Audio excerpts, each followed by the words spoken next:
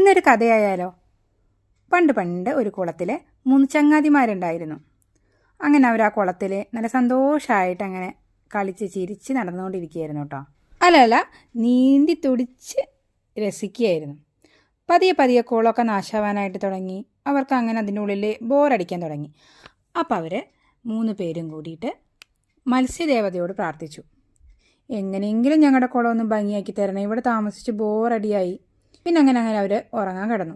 ഇവരുടെ പ്രാർത്ഥന മത്സ്യദേവത കേട്ടു. മത്സ്യദേവത ഒരു നിവേദനം ജലദേവതയ്ക്ക് കൈമാറി.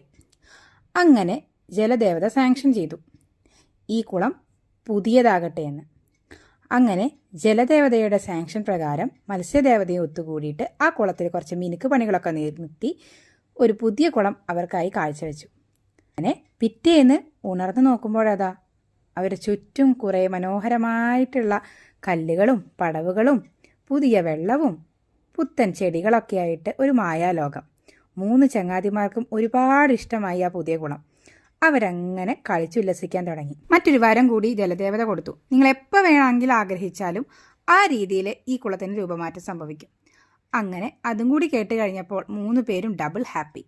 അങ്ങനെ അവർ ഓരോ സ്ഥലങ്ങളായിട്ട് എക്സ്പ്ലോർ ചെയ്യാനായിട്ട് തുടങ്ങി. കല്ലുകളുടെ ഇടയിലൂടെയും ഒളിച്ചു കളിക്കാനുള്ള സ്ഥലങ്ങൾ കണ്ടുപിടിച്ചും നീന്തി തുടിച്ചും റിങ്ങിൻ്റെ ഉള്ളിൽ സവാരി ചെയ്തും അതുപോലെ ഒരു പാർക്കിൽ ഉല്ലസിച്ച് നടക്കുന്ന സന്തോഷത്തോടു കൂടി അവർ ആ ഉള്ള സ്ഥലത്ത് ഹാപ്പി ആയിട്ട് ഇരിക്കാൻ തീരുമാനിച്ചു. അങ്ങനെ നമ്മുടെ ഹാപ്പി എൻഡിങ് സ്റ്റോറി അവിടെ അവസാനിപ്പിച്ചു. പറഞ്ഞ് അങ്ങനെ ചളമാക്കി അകക്കോളമാക്കിയിട്ടുണ്ട് കേട്ടോ. അപ്പോൾ ഇന്നത്തെ കുളം കണ്ടിട്ട് ഇഷ്ടപ്പെട്ട ലൈക്ക് ചെയ്യാനും ഷെയർ ചെയ്യാനും സബ്സ്ക്രൈബ് ചെയ്ത് സപ്പോർട്ട് ചെയ്യാനും മറക്കരുതേ. ഫുൾ വീഡിയോ കാണണമെങ്കിൽ നമ്മുടെ വീഡിയോ ചെക്ക് ചെയ്താൽ മതി.